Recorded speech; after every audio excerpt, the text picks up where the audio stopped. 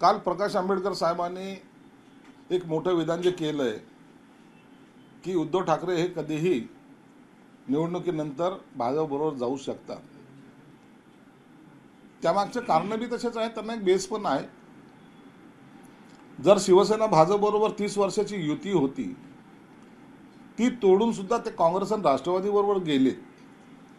हे कधी कल्पनेच्या बाहेरचं आहे ना. ती युती कधी ना शिवसैनिकाला आवडली होती आणि पूर्ण हयात ज्या शिवसेना प्रमुखांनी सांगितलं होतं की काँग्रेस बरोबर कधी जायचं नाही, नसतं मी माझी दुकान बंद करेल, तरी ते गेले.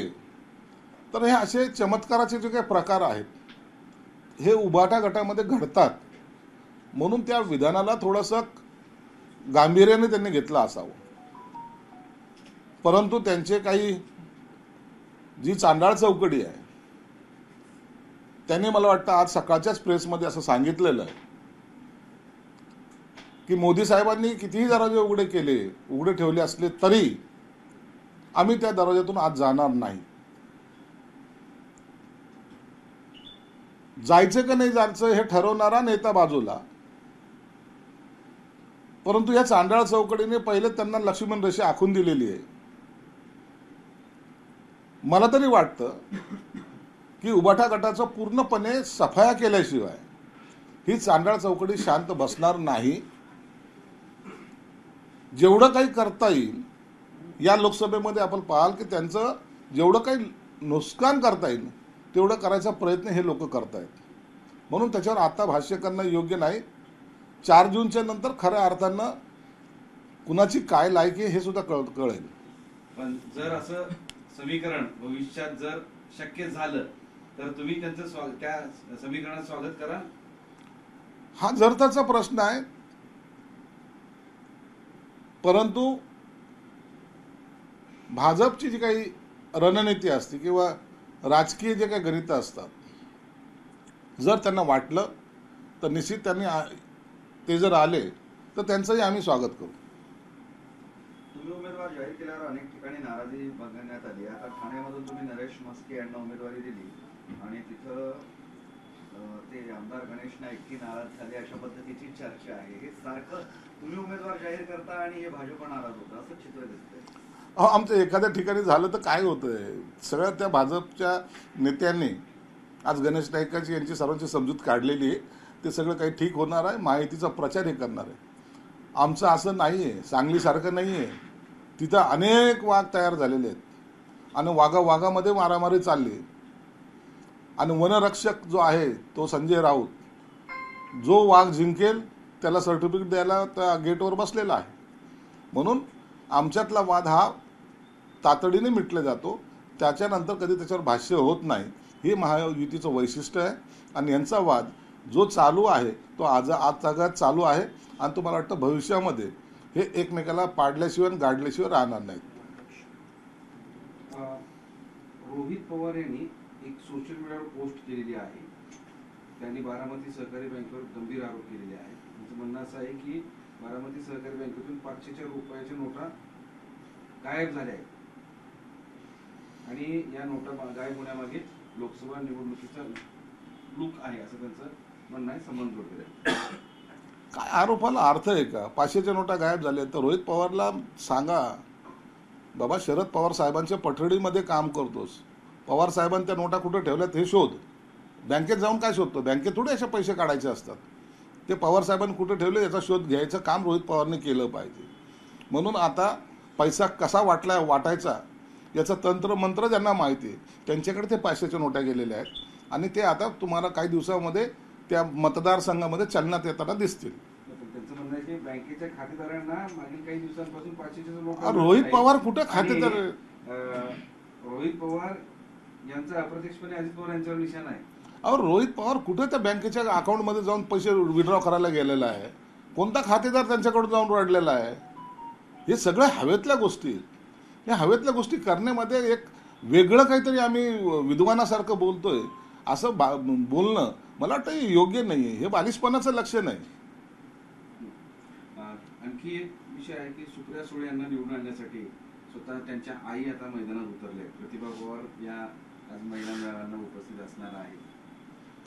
महाराष्ट्रामध्ये 48 ठिकाणी लोकसभेच्या निवडणुका चालू आहेत.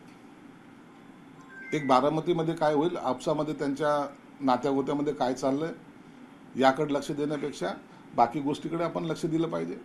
मला वाटतं सुप्रिया सुळेची तर आई मैदानात उतरले, कोण कुणाचा भाऊ उतरेल, कोण कुणाच्या विरोधात बोलेल, हे सर्व निवडणुकीच्या काळापुरतं असतं. हे जास्त काळ चालत नाही. काय ठरवायचं हे जनता ठरवेल आणि जनतेने जो काही निर्णय देईल हे दोघांना ॲक्सेप्ट असेल. मागच्या 2 दिवसापूर्वी 2 दिवस मराठवाडा आणि महाराष्ट्राच्या दौऱ्यावर मोदी होते. पुण्यात त्यांनी सभा घेतली होती.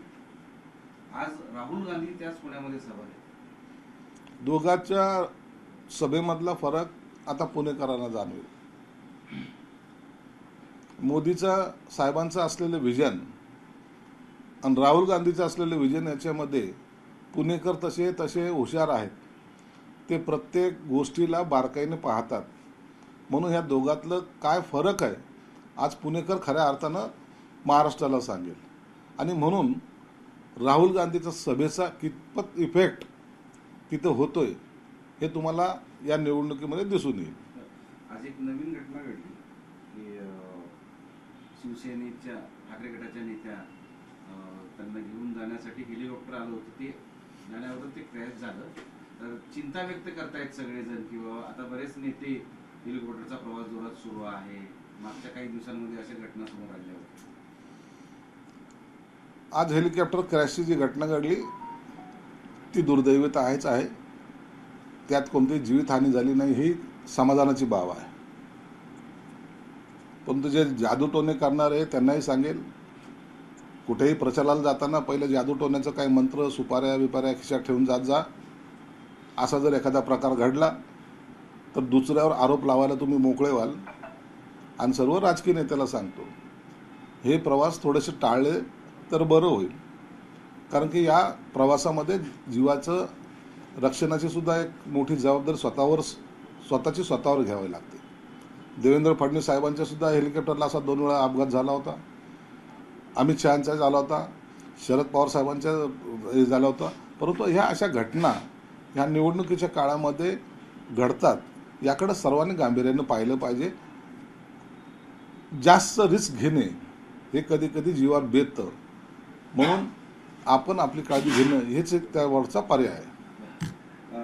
भाजप नेत्या चित्रा वाघ यांनी अभिनेते प्याराली उर्फ राज नयानी यांचा एक फोटो सोशल मीडियावर दाखवला होता. त्यावरून ते असं म्हणलेत की मी एक चारित्र्यवान कलावंत आहे आणि एका कलावंताचा अपमान केला म्हणून भाजप नेता चित्रा वाघ यांनी माझी माफी मागावी, अन्यथा मी त्यांच्यावर अब्रू नुकसानीचा दावा दाखल करेन, अशी भूमिका अभिनेते प्याराली उर्फ राज नयानी यांनी व्यक्त घेतली आहे. कोण आहे अभिनेता यांचे कशाला यांना मोठं करत बसता.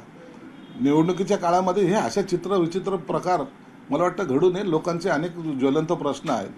शेतकऱ्याचा असेल सर्वसामान्याचा त्याच्याकडे लक्ष द्या. मला वाटतं हे महाराष्ट्रामध्ये ही संस्कृती नाही आहे. एकमेकाचे उघडे नागडे फोटो हेच पाहण्यासाठी महाराष्ट्राचे आता का डोळे काय आसुसले नाही आहेत. म्हणून या अशा गोष्टीला जास्त महत्त्व कोणी देऊ नये. याच्यावर पुन्हा आता डिबेट व्हायची शक्यता आहेत. अत्यंत विद्वान लोक याच्यावर बोलायला सुरुवात करतील. हा चर्चेचा विषय होऊ शकत नाही.